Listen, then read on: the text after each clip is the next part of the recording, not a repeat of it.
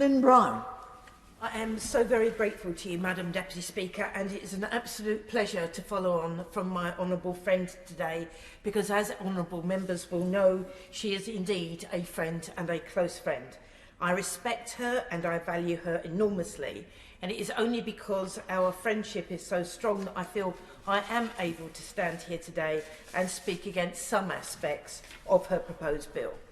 I am hoping that by doing so we will begin a debate that informs rather than confuses, where there are no binary sides, just an honest and desperate attempt to talk about and try to resolve something that is still difficult in our society today. I hope I don't need to spell out that we all oppose trafficking, we all oppose exploitation. It is real, it is utterly horrifying, and it is rightly illegal. We absolutely need laws that target exploitation and abuse, and we need them to be better enforced. The part of my honourable friend's bill that I cannot support involves putting into the law of England and Wales what is called the Nordic model. The Nordic model is not about tackling trafficking or exploitation directly. It criminalises the buying of sex, and it can also criminalise many of the means by which sex workers market their work. I believe that it is counterproductive, and I believe it will put women at greater risk. In France, after the model was introduced in 2016, 42% of sex workers said they'd become more exposed to violence, and tragically, there is some evidence that murders of sex workers increased significantly. Between September 2019 and February 2020, at least 9 sex workers were murdered, according to the French newspaper Libération. When all clients are frightened of being arrested, and therefore all clients are insisting that meetings happen in darker corners where the dangers for women are greater, sex workers can't refuse those risks. They can no longer distinguish between clients who are a threat and those who are not. Today I'd like to give some voice to some women who are involved in sex work. Jenny from Manchester said, "The harms to me come from the laws that they have. Having a record is a harm. There's a major difficulties for women who want to exit prostitution. The services don't address it. They can come up with the courses for you to go on, but they cannot take away the charges. You can't get housing, and there are jobs that aren't available because of what you've done." Women who have sex work convictions often find it almost impossible to leave. And that is something we must address, because it does limit life chances and it makes women more vulnerable to the coercion of pimps and traffickers. Reports on the implementation of the Nordic model have found that he has caused sex workers to be less likely to refuse risky clients as income has fallen. They are also less likely to report violence to the police. In France, 70% of sex workers said relationships with the police had gotten worse or were unchanged, despite the Nordic model reforms decriminalising some aspects of their work. The Nordic model even made 38% of sex workers less likely to use condoms because their power to refuse clients has reduced, making it harder to insist on safe sex only. And this is why criminalisation is opposed by the World Health Organization, by Stop AIDS and by the Royal College of Nurses. I know that my honourable friend and others want to give women who are trapped in the sex trade a way out, and I so share that goal. The Nordic model in France included an exit programme, and 2 years on, researchers found that only 39% of sex workers were even aware of it, and of those, only a quarter had any intention of applying.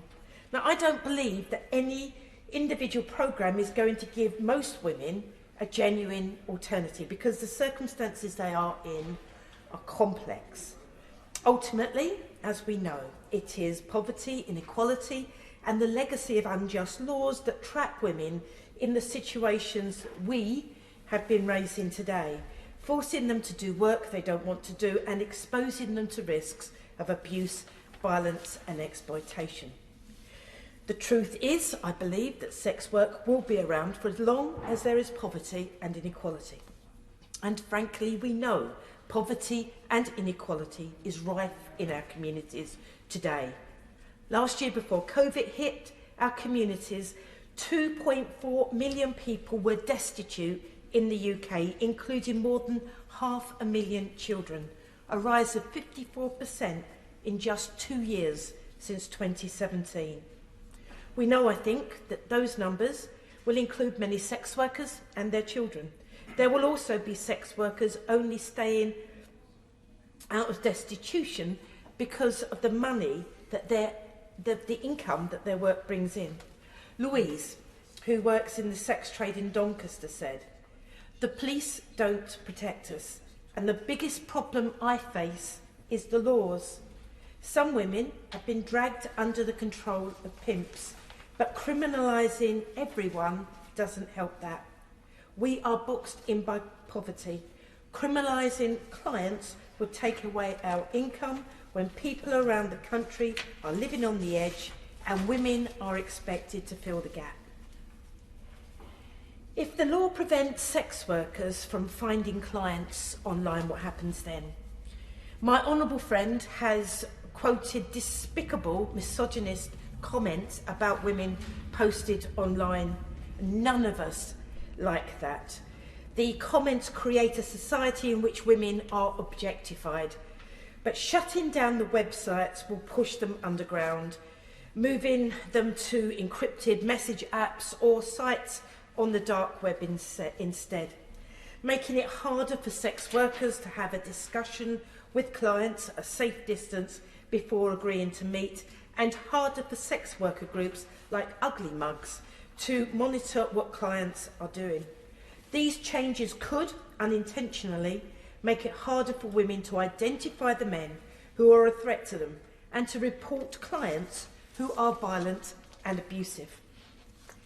I think we have to create policies so women have the power to create the lives they want.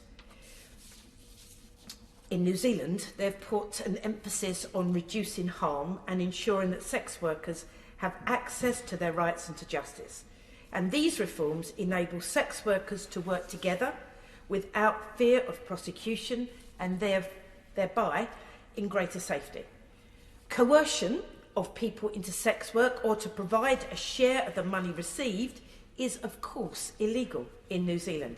And because sex work is treated as a normal form of work and taxed, all normal laws applied.